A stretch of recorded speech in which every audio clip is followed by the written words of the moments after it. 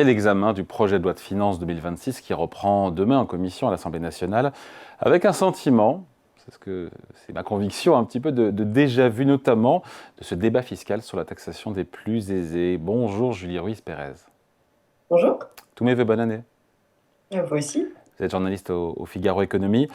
Je me disais juste, on va aller dans le fond du sujet avec les mesures fiscales, etc. Mais entre Noël et aujourd'hui, d'un point de vue politique, les lignes n'ont pas bougé. De mon point de vue, entre les attentes de la gauche et de la droite, on est stuck, comme disent les Américains.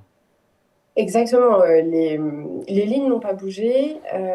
On se retrouve en reprenant les négociations, puisque les négociations ont officiellement repris depuis hier, puisque une grande partie des groupes parlementaires représentés à l'Assemblée nationale ont été reçus hier à Bercy.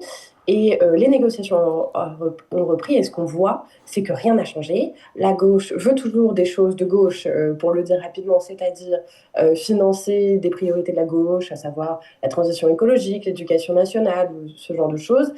Et pour financer ces dépenses supplémentaires, la gauche veut taxer, notamment taxer les plus aisés, et la droite, de son côté, est toujours rétive à toute augmentation d'impôts et souhaite plutôt faire des économies. Du côté du gouvernement, la ligne rouge non plus n'a pas vraiment bougé, puisque le gouvernement dit toujours deux choses, à savoir que la copie budgétaire doit être à 5% du PIB de déficit public, c'est-à-dire ce qui reviendrait à une réduction du déficit de 0,4 points en un an, ce qui est beaucoup.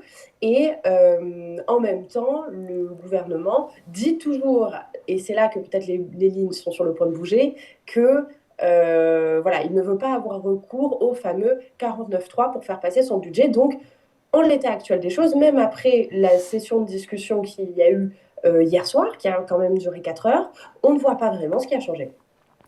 Avec, pardon pour cette question de béotien, mais les discussions vont reprendre sur le projet de la finance 2026, mais sur la base de quelle version?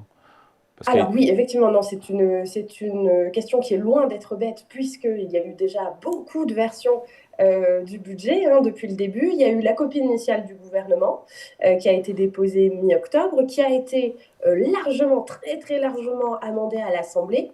Et en plus, mais à la fin de l'examen à l'Assemblée, on a vu que les députés ont finalement rejeté ce texte. Donc cette copie-là, cette copie de l'Assemblée, est nulle et non avenue. Ce qui s'est passé, donc, c'est que la copie initiale du gouvernement est allée au Sénat. Le Sénat, pour sa part, l'a aussi amendé, beaucoup amendé. Et pour le coup, les sénateurs ont voté leur propre version du texte. Ensuite, il y a eu la CMP. On a vu que la CMP, c'est quand les députés et les sénateurs se réunissent dans une pièce pour se mettre d'accord sur le texte. On a vu que ça a échoué très vite en 23 minutes, une demi-heure, voilà, selon les chronos, ça a été plié. Ils se sont mis d'accord sur le fait qu'ils n'étaient pas d'accord. Et donc, on se retrouve là à reprendre l'examen à l'Assemblée, en commission des finances d'abord, puis en séance, sur la base du texte qui a été voté au Sénat. bon, voilà, on voit que c'est pas simple. Oui, Après, c'est loin d'être simple, oui. ouais, après il y a plein d'amendements et on sent Exactement, au ouais. vu combien 700, c'est ça, hein? Un peu plus désormais, alors parce que ça a été en deux temps. D'abord sur la première partie, donc la partie fiscale, là on a eu voilà 600, presque 700 amendements, et là il y a des amendements sur la partie dépenses qui ont été publiés également. Donc là on est presque à 900. Voilà, et donc on sent que c'est le grand retour du débat fiscal sur la taxation des plus aisés. Exactement. Voilà, c'est pas une surprise. Donc on va reparler taxe sur les holdings, on va reparler impôt sur la fortune, on va reparler héritage, on va reparler flat tax, on va reparler contribution différentielle sur le revenu. C'est tout ça qui revient. On va parler droit de succession, on va parler aussi de comment taxer les grandes entreprises, on va parler de beaucoup, je pense, de la taxe qui a été mise en place l'année dernière, ce qu'on a appelé la surtaxe d'IS, qui s'appelle en réalité la contribution sur les bénéfices des grandes entreprises, qui touche les entreprises qui dégagent plus d'1 milliard de bénéfices. Et donc, on va reparler de fiscalité, on va beaucoup en parler. Ça va être, encore une fois, malheureusement sans surprise, un large terrain d'affrontement, puisque, encore une fois, comme à la fin de l'année dernière, c'est le PS, un petit peu la clé de voûte du passage du budget, on l'a vu. au moment enfin l'une des clés de voûte, on l'a vu au moment du vote du budget de la sécurité sociale. Et pour faire passer le budget, il faut non seulement que tout le camp gouvernemental soit d'accord avec la copie, et en plus que le PS soit d'accord aussi et soit prêt à voter pour, non pas simplement à s'abstenir. Et ça, le PS semble le savoir, et donc il arrive dans ces nouvelles négociations Avec en des modifiant les revendications lignes. fiscales qui sont très claires. Quelles sont les lignes rouges Exactement. du PS? On a compris qu'effectivement cette contribution, cet impôt sur les sociétés pour les grandes entreprises, mais après le curseur, on le met où? On le met pour que ça rapporte 2 milliards, 4 milliards, 6 milliards, 8 milliards, tout ça a beaucoup fluctué.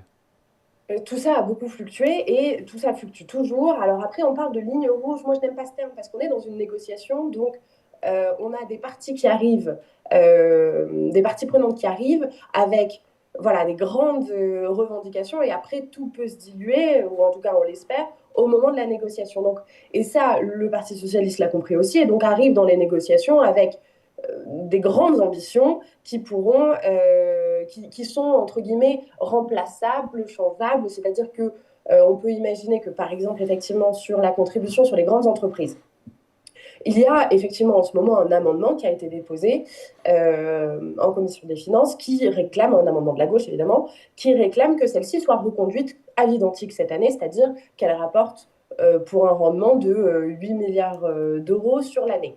Le gouvernement, dans sa copie initiale, avait proposé qu'elle soit reconduite aussi cette année, cette taxe sur les grandes entreprises, mais seulement de moitié, pour le dire rapidement, c'est-à-dire qu'elle ne rapporte que 4 milliards. Il y a eu une proposition au cours des négociations qui a émergé plutôt à 6 milliards. Aujourd'hui, tout le monde reste un petit peu sur ses positions. Grosso modo, les républicains de l'Assemblée ont l'air de dire qu'ils seraient d'accord pour 4 milliards ou un peu moins. Le gouvernement, le disant sans le dire, parce qu'il veut encore laisser la place aux négociations, au compromis, au consensus, mais le disant sans le dire serait d'accord pour 6. Et puis la gauche demande 8. Si la gauche demande 8, c'est parce que la gauche a aussi beaucoup de revendications, et c'est là-dessus que ça se fonde, sur les dépenses. La gauche, ça l'a dit et l'a répété, c'est un petit peu aussi de nouveau leitmotiv. La gauche arrive en disant, enfin la gauche constructive, entre guillemets, arrive en disant, nous, on veut des mesures de pouvoir d'achat, on veut des mesures pour financer la transition écologique, on veut des mesures pour financer la jeunesse, les collectivités territoriales, etc. Et donc, pour ça, ils demandent donc, voilà, et une taxe sur les grandes entreprises et aussi des mesures que appelle de justice fiscale, ça c'est l'expression, c'est-à-dire des mesures pour taxer les plus riches. Et là, excusez-moi, moi j'ai parcouru les amendements hier soir, les amendements déposés par la gauche, enfin déposés par tout le monde d'ailleurs, mais les amendements déposés par la gauche, en tout cas, font preuve d'une grande créativité pour proposer des mesures donc, de justice fiscale, que ce soit, vous les avez citées déjà, renforcer la taxe holding proposée par le gouvernement et largement rabotée par le Sénat, que ce soit changer, modifier l'impôt sur la fortune immobilière pour le transformer en un nouvel IFI, voire un IFI un peu sous stéroïde, si vous me passez l'expression, ou même, on l'a vu, alors ça c'est plutôt c'est un amendement communiste, si je ne dis pas de bêtises, voire remettre au goût du jour une taxe qu'on avait déjà un petit peu oubliée dans le débat, La taxe à Zuckman. savoir un mécanisme Zuckman. Alors, on en revient presque là où on en était mi-octobre. Il y a un côté un jour sans fin. On se dit que les mesures, Julie, les plus radicales seront écartées, mais quelles sont celles qui pourraient passer, qui pourraient faire consensus entre PS, gouvernement et Républicains?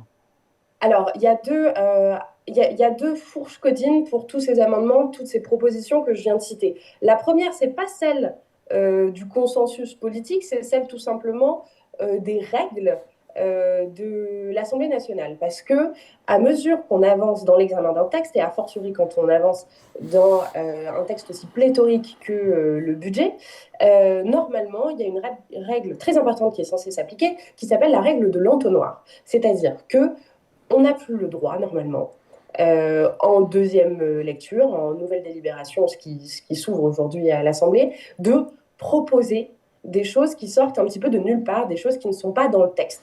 Donc, c'est-à-dire, pour prendre un exemple concret sur les exemples qu'on citait un petit peu plus tôt, le PS ou les communistes ou la France Insoumise peut très bien dire « Ah ben, il y a la tax holding dans le texte, nous, on veut une tax holding avec un taux, par exemple, beaucoup plus haut, mais ils ne peuvent pas normalement arriver en disant « Ah ben, on veut créer une taxe Zuckman ». Alors, là, déjà, il y a un petit peu d'histoire, puisque normalement, sur toutes ces nouvelles mesures, le bureau de l'Assemblée, donc la présidence de l'Assemblée, peut très bien dire, ah ben non, ce n'est pas dans la règle de l'entonnoir, donc ce ne sera même pas examiné. Donc avant même le vote, ce seraient des mesures qui seraient nulles et non avenues. Mais, parce que c'est plein de rebondissements, l'avis du budget, le président de la Commission des finances, Éric Coquerel, qui est un député de la France Insoumise, a trouvé une façon de sauver certaines de ces nouvelles mesures, de sauver institutionnellement, si on veut, c'est de dire, ah mais oui, par une jurisprudence de 2011, comme dans le budget de la sécurité sociale, on a creusé le déficit de 6 milliards, toute nouvelle mesure fiscale qui permettrait de rapporter 6 milliards, eh ben, ça échappe à cette règle de l'entonnoir. Alors déjà, il y a une question pour savoir combien de ces propositions vont subsister jusqu'à l'examen du texte. Alors, une fois qu'on aura passé ces fourches codines-là, qu'est-ce qui peut fonctionner? J'ai envie de vous dire tout ce que la droite sera prête à lâcher, tout simplement. Donc, on peut imaginer beaucoup de choses. Sur les entreprises, la question de la contribution sur le bénéfice des grandes entreprises, bah, effectivement, tout est possible. C'est-à-dire entre 4 et 8 milliards de rendement, selon mon analyse, on peut tout imaginer. Sur les mesures de justice fiscale, donc peut-être sur les plus aisés, les particuliers les plus aisés, on peut imaginer en fait que n'importe quel mécanisme qui rentrerait dans le cadre imposé par le gouvernement, c'est-à-dire dans l'objectif d'atteindre 5% de déficit, bah, pourrait aboutir. Alors, évidemment, on sent bien que tout ce qui toucherait aux biens professionnels serait écarté, donc tous les mécanismes type Zuckman et apparenté, on l'a déjà vu en première lecture, ça avait été sèchement écarté, il n'y a pas de raison que ça revienne, mais une taxe holding sous stéroïdes, un IFI peut-être renforcé, une façon de renforcer les prélèvements peut-être sur les revenus du capital, comme ça a été le cas dans le budget de la sécurité sociale, ça on peut très bien l'imaginer, et on peut imaginer, oui, je ne sais pas, une nouvelle taxe ou alors un renforcement de taxes de 1, 2, voire même 3 milliards, on ne sait pas. Julie, est-ce qu'on peut aussi imaginer, et c'est ce que souhaite le gouvernement, il a largement communiqué dessus, d'avoir un budget adopté d'ici la fin janvier? Ça sent mal barré, pardon. Alors, je suis d'accord avec vous et je partage complètement votre analyse parce que, alors, je regardais tout bêtement le calendrier ce matin, le calendrier de l'Assemblée nationale.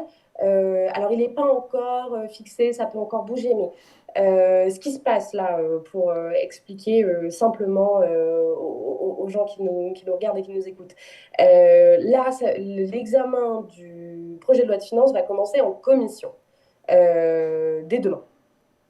Et donc voilà, là, les députés vont discuter, vont voter, pas voter, etc. Et à la fin, eh bien, c'est un petit peu déprimant de le dire comme ça, mais il ne va rien se passer. Ils vont voter des choses, ils vont ne pas voter des choses, mais ce sera le texte du Sénat qui arrivera en séance publique, donc dans l'hémicycle, à partir de mardi. C'est long, un budget. Il y a 80 articles, à peu près 80 articles. Et on voit que le gouvernement semble se laisser la possibilité de laisser le texte être examiné à l'Assemblée pendant 2 semaines. Je le dis, c'est très rapidement, c'est très résumé ce que je suis en train de dire, mais en gros, on irait jusqu'au 23, 24, 25 janvier. Sachant que la suite du parcours du budget, alors je suis désolée, c'est beaucoup de dates, mais c'est important, je pense, de le comprendre. Le 24, 25 janvier, on serait à la fin de l'examen en séance publique à l'Assemblée. Là, il faudrait imaginer qu'on est sorti de l'impasse et que le gouvernement a réussi, avec ou sans 49.3, ça n'a pas d'importance, à trouver un consensus. C'est-à-dire que là, le budget serait voté ou considéré comme adopté du fait d'un 49.3. Là, il faut qu'il retourne au Sénat, qui doit aussi l'examiner. Et ensuite, il faut qu'il retourne à l'Assemblée. Donc, vraiment, fin janvier, moi, ça me paraît extrêmement, extrêmement, extrêmement compliqué. Moi, je ne vois pas comment ça peut marcher. Et il y a le calendrier, il y a le fait de, encore une fois, dans le meilleur des cas, le PS s'abstiendrait, ne voterait pas, ne voterait pas contre, mais en tout cas ne voterait pas pour. Et c'est vrai que Sébastien Lecornu, on finit là-dessus, Julie avait promis pour s'amadouer notamment le PS qu'il n'y aurait pas de 49-3, sauf que apparemment il y est le gouvernement un peu plus ouvert aujourd'hui sans le dire, parce que tout le monde se rend compte que si c'est négocié avec notamment le PS et les Républicains, c'est le seul moyen de s'en sortir et d'adopter un Bah, budget. exactement, c'est la deuxième impasse du budget. Au-delà de ce qu'il contiendrait, c'est comment le faire adopter, parce qu'il y a une grande tradition politique en France depuis, mais presque depuis l'Ancien Régime en fait, qui est si vous votez le budget, vous êtes dans la majorité. Et ça, le PS, avant les échéances électorales, et puis même juste politiquement, ne peut pas se le permettre. Donc le PS se sent bloqué, c'est-à-dire qu'il négocie un budget qu'il ne peut pas voter.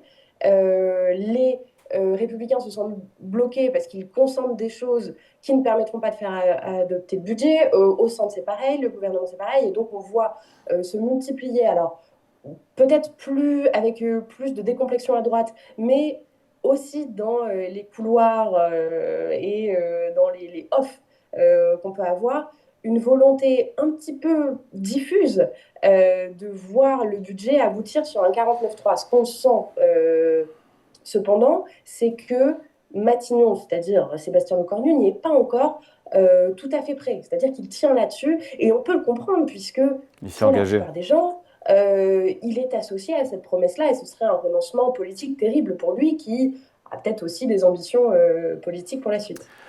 Eh ben, on n'est pas sorti de l'auberge, hein, Julie? Exactement. Julie Merci beaucoup. Rubiz-Pérez, journaliste au Figaro Économie. Merci, c'est toujours très clair et très précis. Merci à vous. Bonne Merci, année à encore une bientôt. fois et bonne journée.